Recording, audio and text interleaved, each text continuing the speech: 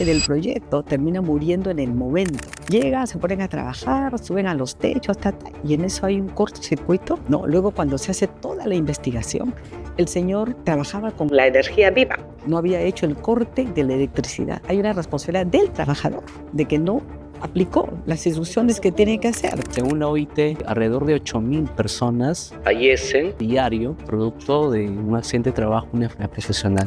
A veces uno piensa de que es un tema solamente de parte industrial. Realmente los accidentes vienen también en las partes administrativas. Una persona que tenía cargo administrativo alegaba tener diferentes enfermedades profesionales porque estaba expuesto a altos riesgos que implica trabajar en el sector minero. Para determinar, se debía contar con exámenes médicos. Se establece que solamente las comisiones médicas evaluadoras de incapacidades de MINSA, de salud o de una EPS son los competentes para decir que estamos frente a enfermedades profesionales. Entre abril y junio de este año, Sinofil ha hecho más de 28.000 visitas a las empresas y ha puesto multa a 19.000 empresas. Se han reportado 139 personas fallecidas, accidentes mortales. En el año 2012, las empresas no ejercían, digamos, la necesidad de aplicarlos y llevarlos a la práctica, ¿no? Todas las empresas deben tener su plan de seguridad y salud en el trabajo. Este tema tiene que ser aplicando la normativa y la ley.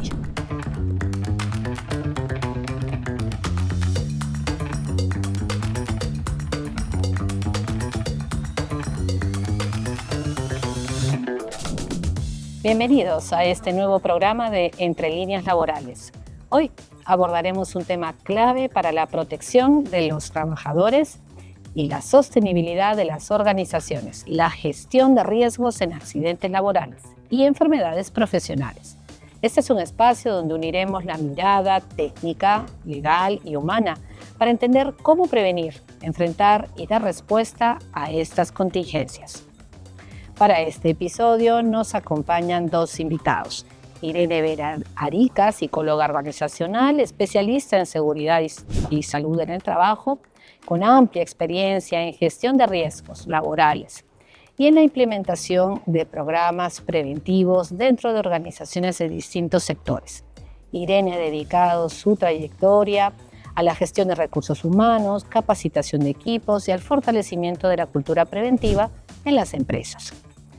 También contamos con la presencia de Javier Paitán Martínez, abogado especialista en Derecho del Trabajo y la Seguridad Social. Él tiene también una experiencia notable y ha trabajado de cerca en asesoría y defensa de casos relacionados con contingencias laborales, brindando una perspectiva integral sobre las obligaciones de las empresas y los derechos de los trabajadores. Bienvenidos a ambos. Estamos complacidos de tenerles hoy en Entre Líneas Laborales y vamos a entrar entonces en materia. ¿Qué entendemos, Javier, por accidentes, incidentes de trabajo, enfermedades profesionales? Muchas gracias por la invitación. Vivimos en una sociedad que no solamente envejece cada vez más, vivimos en una sociedad de riesgos. Y vivir en una sociedad de riesgos implica estar siempre frente a accidentes de trabajo y también enfermedades profesionales. Accidentes de trabajo, entiéndase como estos hechos fortuitos, no sabemos en qué momento se va a dar, pero que sí generan lesiones y lesiones que en muchos casos pues transgreden el derecho a la salud de los trabajadores y también de las trabajadoras. Como por ejemplo, ¿no? Una persona que en el trayecto de ida y vuelta a su centro de trabajo y la persona se dedica, por ejemplo, a la conducción de un automóvil, pues lamentablemente sufre un accidente, ¿no? Esa situación podría ser considerada un accidente de trabajo. O una persona que tiene la función de, por ejemplo, electricista, no usa los implementos de seguridad y salud en el trabajo y pues lamentablemente genera una situación que lamentablemente pues le podría generar problemas en su sistema del aparato locomotor. Enfermedades profesionales están vinculadas básicamente con aquellos aspectos que se relacionan con el trabajo. Hay personas que por una situación de estar, por ejemplo, en constante movimiento, vibraciones, movimientos repetitivos, eso, por ejemplo, en el tiempo podría devenir en una enfermedad llamada cervicalgia o lumbalgia mecánica, que es una enfermedad bastante conocida. Pero también hay incidentes en los que, por ejemplo, una persona que trabaja en oficina podría lamentablemente pues, El estar nervio mediano inflamado. en Uy, peligro, sí, túnel carpiano. por ejemplo, ¿no? Pero también hay que tener en cuenta que no todos los accidentes son accidentes de trabajo. ¿Sí? Y también no todas las enfermedades que un trabajador o una trabajadora puede padecer son enfermedades profesionales, ¿no? Ahí entra a tallar un aspecto que es bastante interesante, el tema médico y el tema legal, pero médico ocupacional principalmente. Son los médicos ocupacionales quienes van a determinar finalmente cuáles son esas afecciones que conllevaron, pues, producto de un accidente de trabajo, lo que la persona pues tiene en su salud, una afección, por ejemplo, en el sistema del aparato locomotor, o una enfermedad pulmonar, por ejemplo, que estamos acá en Lima. Muchas personas posiblemente tengan asma, pero no necesariamente esta persona que tenga asma y sea un trabajador minero, pues tenga neumoconiosis. Entonces, es un aspecto que se tiene que, de cierta forma, determinar de manera bastante meticulosa. No es un tema, básicamente, que esto lo ven los médicos de medicina general, sino médicos ocupacionales. Y cuando nos encontramos frente a esos supuestos, ahí recién podemos hablar, pues, de accidentes de trabajo o enfermedades profesionales.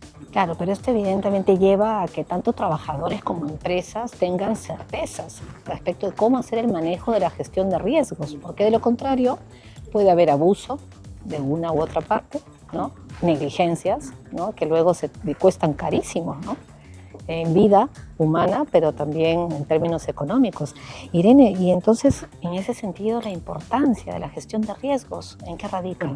Básicamente, este tema tiene que ser aplicando la normativa y la ley, que ya existe hace muchos años. Y si mal no recuerdo, el año 2012 tomó ya más fuerza este tema, ¿no? Todas las empresas podían tener sus reglamentos, sus comités, pero no ejercían, digamos, la necesidad de aplicarlos y llevarlos a la práctica, ¿no?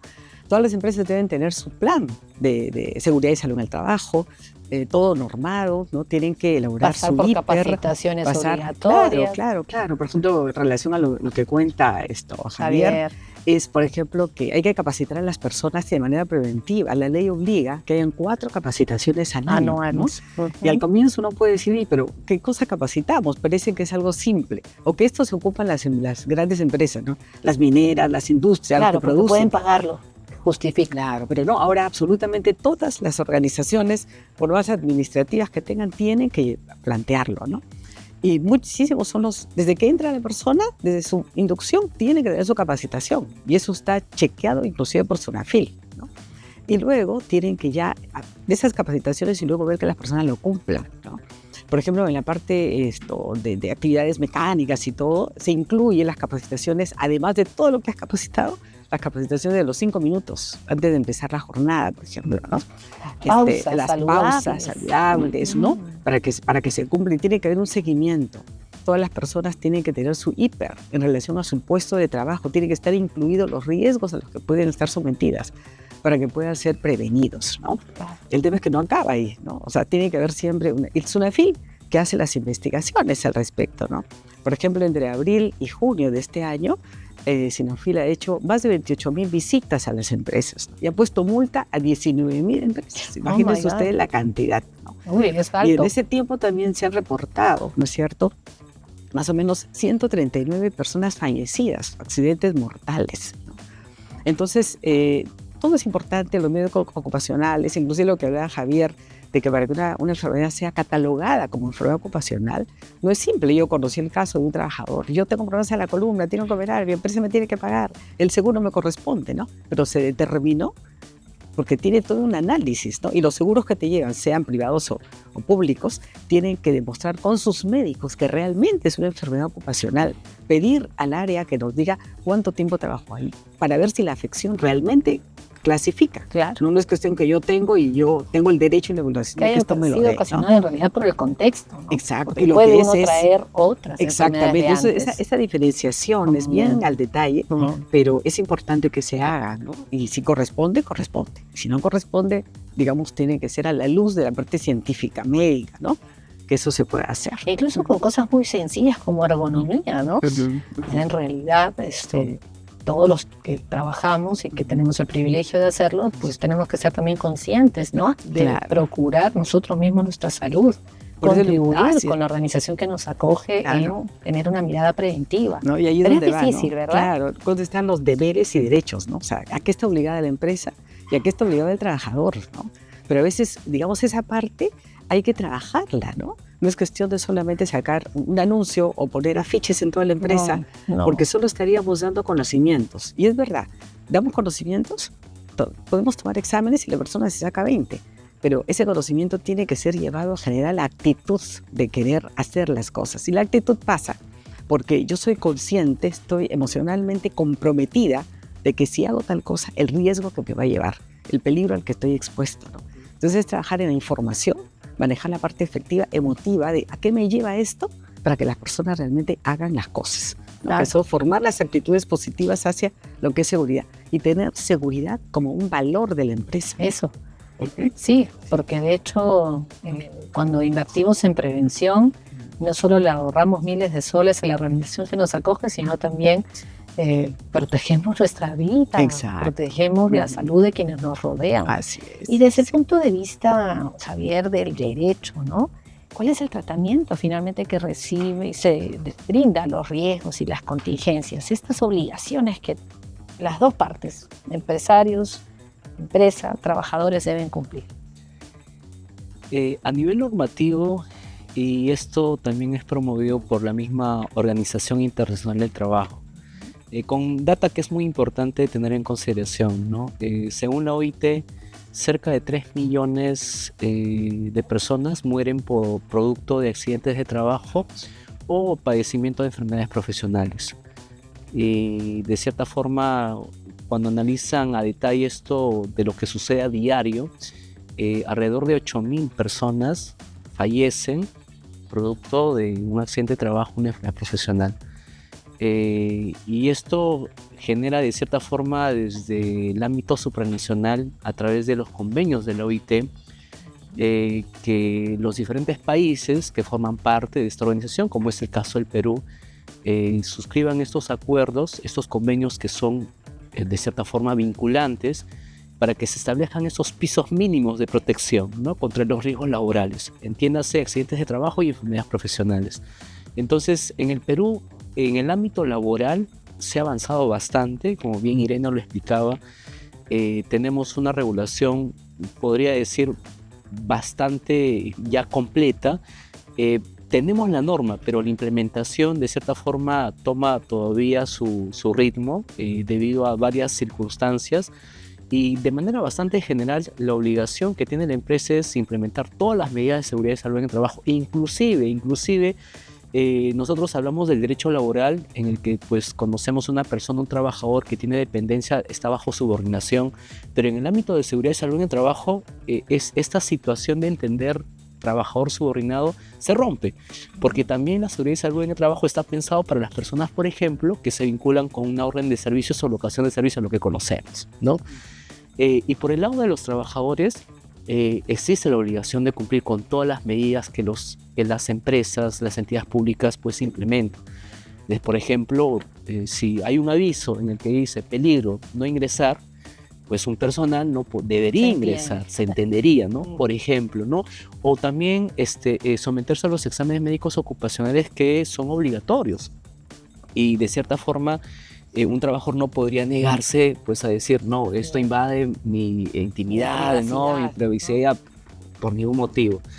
Eso por el lado del derecho laboral, pero también hay un aspecto muy importante por el lado del derecho a la seguridad social. En el caso de la seguridad social, por ejemplo, frente a este tipo de situaciones, contingencias, accidentes de trabajo y enfermedades profesionales, tenemos desde los años 70 un mecanismo de protección que ha estado primero a cargo del Estado. Ya no hablamos allá de la prevención, sino tú ya tienes un accidente de trabajo, tú ya sufriste una enfermedad profesional. Entonces, frente a esa situación, ¿qué se tiene que hacer? ¿Quién te tiene que brindar protección? Entonces ahí el Estado brinda protección, asistencia médica, prestaciones asistenciales, la atención hasta la recuperación o prestaciones económicas hasta el otorgamiento de una pensión de invalidez vitalicia. Desde el año 97 en adelante, 98 en adelante, ya esta situación ha cambiado, están a cargo las empresas privadas también, pero también el Estado sigue estando a cargo, pero funciona como una empresa privada. Entonces, la obligación que se tiene ahí, por ejemplo, es que las empresas, cuando se advierte que un trabajador labora en una actividad de alto riesgo, como es el sector minero, tengan la obligación de contratar el seguro complementario de trabajo riesgo. Y por parte de SCTR, ¿no? Y por parte del trabajador, pues no generarse pues autolesiones para poder acceder a esas prestaciones, en efecto, claro, ¿no? Entonces, en líneas generales, hay varias obligaciones y derechos que ambas partes tienen, y como decía Irene, el gran tema pendiente es esta cultura de prevención y de cara también a esto, pues no solamente por el lado del Estado, sino también por el lado de las empresas, ¿no?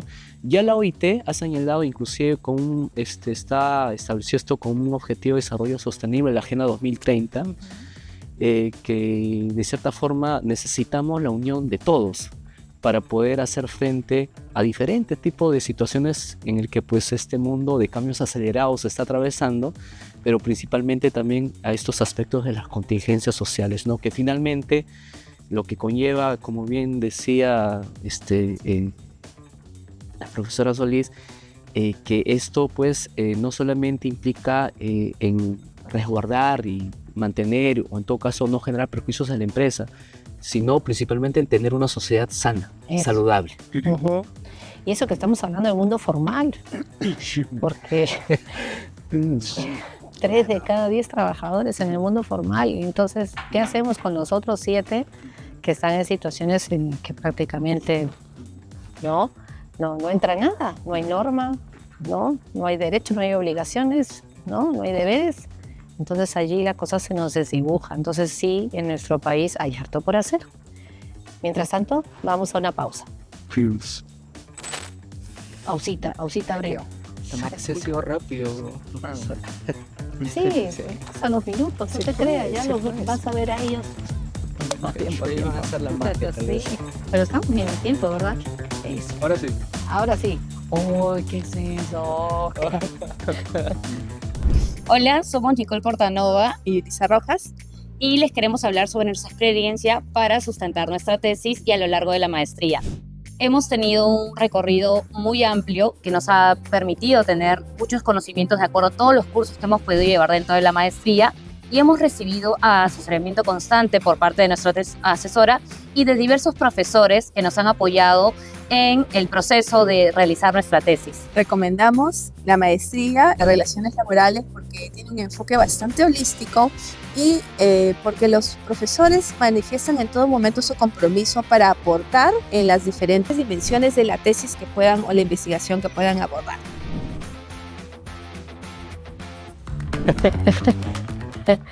Estamos aquí en Entre Líneas Laborales conversando amenamente con Javier Paitán Martínez y con Irene Verarica.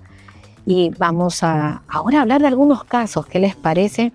Si vemos cómo es este asunto de la seguridad y salud en el trabajo allí afuera, allí en la calle, allí en las empresas que en este país labora. Cuéntanos allí, Irene, desde tu experiencia, ¿cómo es esta distinción de responsabilidades entre empresa y trabajador? Me gustaría retomarlo desde lo que comentó Javier, ¿no? Cuando en las organizaciones tú contratas personas de tercerías o de intermediación para que hagan trabajos o principales o de apoyo, ¿no? También la ley contempla que estas personas deben, o sea, la empresa grande que contrata tiene que asegurarse que también cumplan con el plan de seguridad y salud en el trabajo.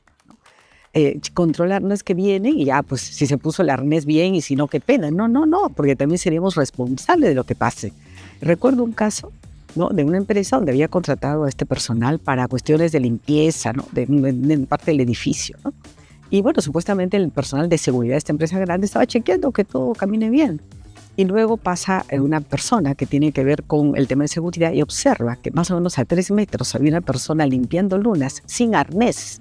Ahí la empresa tiene toda la obligación de parar inmediatamente. Claro. Yo conozco a la persona que es una amiga también, que dijo inmediatamente, detengan, usted no se mueva ahí. Llamó a seguridad, esa persona baja inmediatamente, estaba sin el arnés. A esa persona le pase algo y eres igual responsable con la empresa de tercería o intermediación que has contratado, ¿no?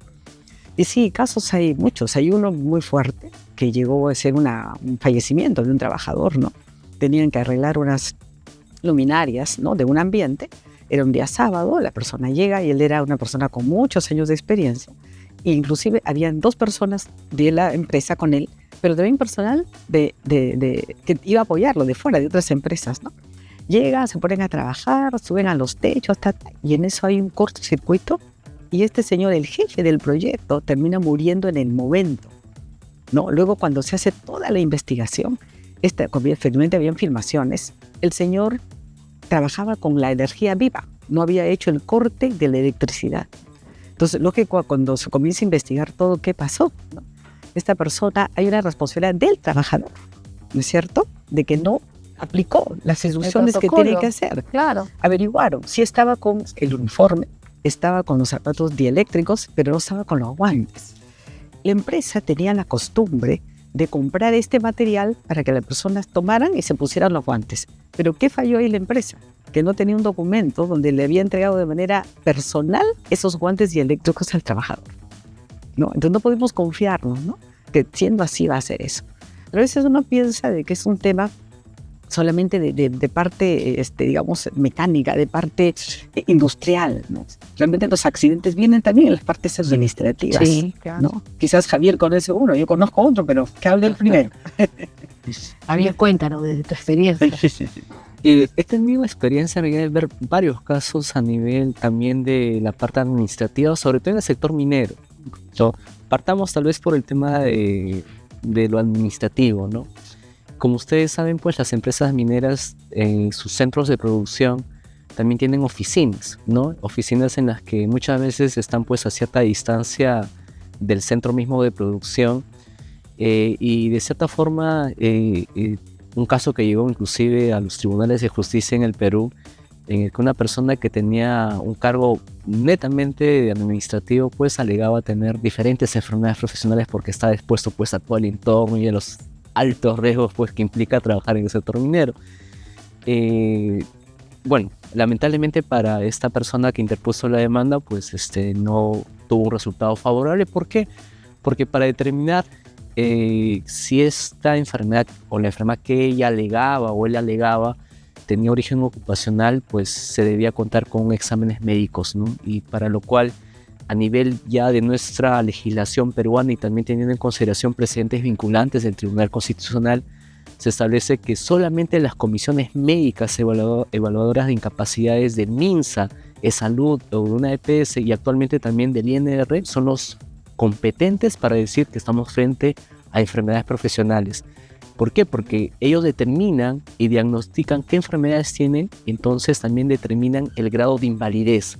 Entonces, en función a eso, pues la empresa, a través de un tercero, que son las empresas aseguradoras, pues se comprometen al pago de los beneficios que corresponden. Y la empresa también, frente a esa situación, en caso de advertirse que sí existió una enfermedad profesional, podría someterse a una demanda de daños y perjuicios, por ejemplo, daño moral, ¿no? En el caso que les comentaba, lamentablemente no sucedió eso, pero en el caso sí de los trabajadores que trabajan en socavón, tajo abierto, trabajadores pues que cumplen con todo lo que exige la normativa. La empresa tiene su matriz hiper, tienen los el EPP, tienen los lentes, los tapones, claro, tienen todos los implementos. Pero ¿qué pasa en el sector minero? Y esto históricamente se sabe pues que el Perú es un país minero, ¿no? Rico en varios minerales. Por fortuna. Y de cierta forma también en el tema del medio ambiente, ustedes han visto el caso de la Oroya, ¿no? Cómo está ahora y cómo era antes. Sí. Entonces uno dice, bueno, si así queda la Oroya producto de esas actividades, entonces también cómo quedan las personas que están expuestos a esas labores. Y he visto muchos casos de trabajadores mineros, aún la empresa habiendo cumplido con ello, trabajadores que tienen problemas en su sistema respiratorio. Una enfermedad que es bastante común que se llama la neumoconiosis o silicosis, de inhalación de polvos minerales. O también por estar expuesto a altos ruidos, ¿no? La hipoacusia, que también es una enfermedad común que se da a partir de los 40 años y bueno, actualmente están pues en la moda de usar los audífonos, inclusive personas que tienen menos de 40 años ya sufren hipoacusia. Claro. Enfermedades oftalmológicas, el ojo seco, por ejemplo, ¿no? Que también son enfermedades comunes. Pero todos los que usamos computadoras estamos también. O las enfermedades traumatológicas, ¿no? Producto de accidentes de trabajo, también, por ejemplo, un operador de maquinaria pesada, ¿no? Que maneja el camión, pero recibe toneladas de toneladas, las vibraciones que recibe, pues, producto de una labor permanente, ¿no? Por más de 10 años, 20 años, pues estas personas lamentablemente padecen de esas enfermedades, ¿no? Entonces, esa situación se replica también en otros sectores que desarrollan actividades de alto riesgo, pero que la legislación peruana todavía no da respuesta. ¿Por qué? Porque tenemos una legislación que estableció un listado de qué actividades sí desarrollan actividades de alto riesgo, que data del año todavía 90, de los años 90. Uy, Estamos en pleno urgente siglo actualización. XXI. Esperemos que en algún momento se actualice yo, porque hay muchas actividades, por ejemplo, el sector automotriz, que ya debería estar dentro, lo cual también impide que las personas, cuando vean mermada su salud, pues puedan acceder a algunos derechos que les podría corresponder. Entonces, el tema de la casuística en estos aspectos es variado, ¿no? Desde el punto de vista del derecho laboral, más enfocado al tema de ver si se cumple o no se cumple con las medidas de seguridad, salud y trabajo, y desde el punto de vista de la seguridad social, ver si le corresponde o no le corresponde la protección a través del seguro complementario de trabajo de riesgo. Claro, claro que sí. Y esto me trae a colación también otros casos a nivel realmente de las oficinas, ¿no? Uno mucho piensa que accidentes solamente son las industrias, las mineras, pero yo he visto casos en ambientes administrativos, ¿no? Y no obstante que a las personas se les ha capacitado, ¿no? Que es el tema preventivo, en el uso de los equipos de protección personal, o en el uso básicamente, por ejemplo, de bajar escaleras, que tienes que tener 2 puntos de apoyo. Para eso tenemos la baranda, ¿no? Un caso de una señora que trabajaba, una analista en la contable, decidió ir al otro piso, ¿no? Por las escaleras. Y está muy bien, hace ejercicio, ¿no? Pero ¿cómo iba? Iba leyendo el documento que tenía que hablarlo con el otro jefe, ¿no es cierto? Por el otro lado tenía su celular y iba bajando con sus hermosos tacones. En una de esas se resbala, se cae y se golpea con la baranda del otro piso, ¿no? Que tuvo una herida abierta, ¿no? Un tajo abierto en la frente. Y siempre en la zona de acá sangra tremendamente. Ya se imaginan. Sí, todo es escandaloso. un accidente. Otro tema, ¿no? Un jefe lleva una serie de cordones, ¿no es cierto? De su computadora, también de sus 2 celulares, etc. Lo llama para lo urgente y en lugar de salir por el lado donde que no deberían estar esos cordones, porque eso ya es un peligro, claro. ¿no? Sale por ahí, se enreda, se cae. ¿Qué pasó? Esguince en el tobillo izquierdo, ¿no? Entonces, esos son accidentes, ¿no? De tema laboral, del ambiente laboral, estás haciendo ese tipo de cosas. Y otro, un poquito también de tema de maquinarias, ¿no? Se les capacitó para que usaran un equipo de protección personal, gente que trabaja en esmeril, ¿no? El esmeril, que si tú trabajas con fierro, metales, ¿no es cierto? Salen unas astillas. Ya, tenía unos lentes que te protegen totalmente, son transparentes, pero había calor. Y como no había calor, y yo trabajo muchos años acá, no me pasa nada. Se quitó, comenzó a trabajar y un esmeril, una astilla de acero, entró a la vista. Entonces imaginan eso, el ruido. O sea, uno dice, ¿y ahí cómo es la responsabilidad? Uno dice, bueno, ya lo capacité, estuvo en la charla los 5 minutos, es un problema. No, no es un problema, lamentablemente. El jefe, el supervisor, tiene que estar chequeando, porque las personas no forman la actitud completa, ¿no? Positiva hacia, tengo que usar los equipos de protección personal. Entonces es como que estar ahí constantemente chequeando, viendo, y viendo que la persona realmente sepa el riesgo que le implica. En ese caso, no usar el equipo de protección personal, no caminar concentrado, cogiéndose de la baranda de la escalera, ¿no? O dándose cuenta que si tengo elementos que constituyen un peligro, se van a convertir en un riesgo que la persona pueda tener el accidente, ¿no? Entonces, nuevamente, estamos hablando frente a la responsabilidad de las organizaciones de proveer todos los elementos necesarios, no solamente formativos, de capacitación, también elementos que contribuyan a garantizar espacios seguros. O sea, es un derecho trabajar en un espacio seguro. Lo que habla la OIT sobre trabajo decente incorpora esta lógica de preservar la salud de las personas. Ahora que estás viendo trabajo seguro, ¿no? A un trabajador tú no le puedes obligar a que haga algo, él siente que no ha sido capacitado por el tema de seguridad. Llega un joven, por ejemplo, tenemos un montacarga y hay que cargar ahorita. Súbete al montacarga y manéjalo. Él, o sea, está en todo su derecho, le diré el abogado, de decir no, porque no tengo la capacitación. Y eso es totalmente válido, por ejemplo, ¿no? No se puede exponer en buena cuenta a ningún trabajador frente a riesgos que son palpables, lo hemos dicho, ¿no? Por caminar aquí en esta hermosa biblioteca también podríamos tropezar y caernos. Una alfombra mal puesta. Así es. O sea, sin embargo, así es. Muchas veces estas normas, estas disposiciones que obligan, ¿no? Y establecen los derechos y obligaciones distan mucho de la realidad, ¿no? Y esto en el sentido inclusive, por ejemplo, hemos pasado una pandemia en la que pues se ha develado qué sistema de salud tenemos en el Perú. También se ha presentado la situación de COVID, ¿no? Por ejemplo, COVID, si es enfermedad profesional o no. Hay una ley que fue dirigida básicamente para el profesional de la salud, que dice el profesional de la salud que ha estado expuesto, ha estado en primera línea, ha estado en UCI y adquirió la enfermedad o también falleció por esa, pues le corresponden, ¿no? los derechos, en este caso de la seguridad social. Tenemos esa ley, pero sin embargo, debo decirlo, ¿no? Se está incumpliendo esa situación. Yo conozco de muchos casos, muchos profesionales de la salud que han fallecido y que lamentablemente no han accedido a esos derechos, sobre todo sus familiares, porque han dejado huérfanos, han dejado viudas, en otros casos también viudos. Y sucede lo mismo también con las disposiciones que se establecen, ¿no? De capacitarte antes de que tú asumas alguna labor. Tenemos empleador y tenemos trabajador.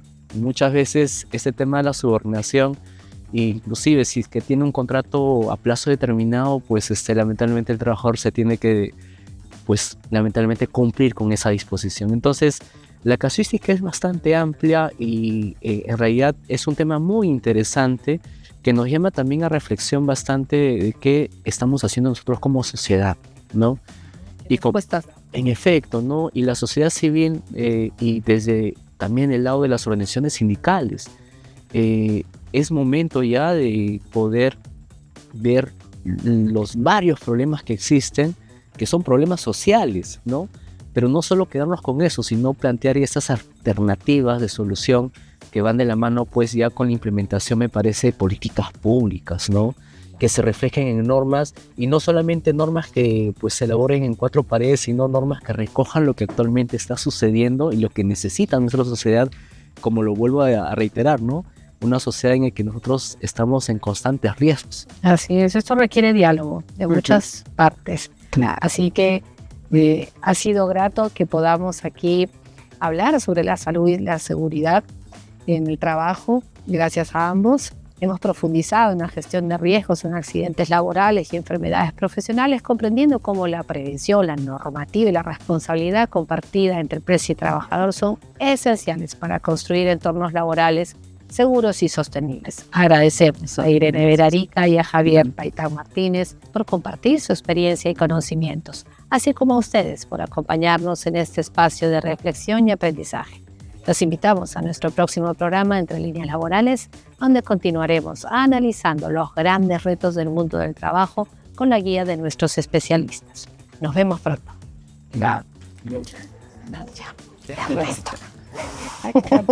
Ahora sí. Ahora sí. Estas contingencias pasan. Sí, claro. Porque este es un espacio público. Sí, pues, Muy bonito, por cierto, y muy tranquilo. Qué maravilla. Ojalá hubiésemos tenido, cuando yo estudiaba aquí, un espacio así. sí, sí. Teníamos que tirarnos en los jardines. Hay menos espacio verde.